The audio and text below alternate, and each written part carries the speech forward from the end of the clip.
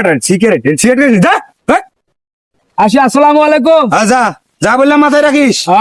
একটা জিনিস দেখছো হাকিমের বাড়িটা কিন্তু সেই পজিশনের জায়গায়। হ্যাঁ, চল চেয়ারম্যানের কাছে একটা পেঁচ লাগাই, বাড়িটা হাতে নেওয়া যায় নাকি, তাহলে দুজনের পকেটে কিছু মাল দেখবো।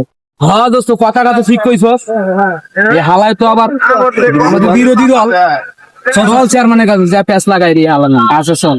আসসালামু আলাইকুম চেয়ারম্যান সাহেব। ওয়ালাইকুম আসসালাম। কিরে তোদের আজকাল তো দেখা যায় না, তোর তো অবশ্য চা দিয়ে গেছো। বল কি জানি আসছিস? আইলাম আপনার দ্বারে একটু। হ্যাঁ আমার জানি কি জানি কি হয়েছে বল।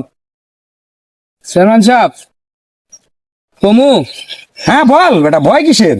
তুই তো আমার নিজেই পোলাপান। বল। হাকিম মিয়া আছে না, হ্যাঁ হ্যাঁ, কোন হাকিম রে? অটোওয়ালা হাকিম। ও এই অটো চালায় হাকিম, হ্যাঁ হ্যাঁ, একটু বেশি কথা কয়। হ্যাঁ বল কি হয়েছে?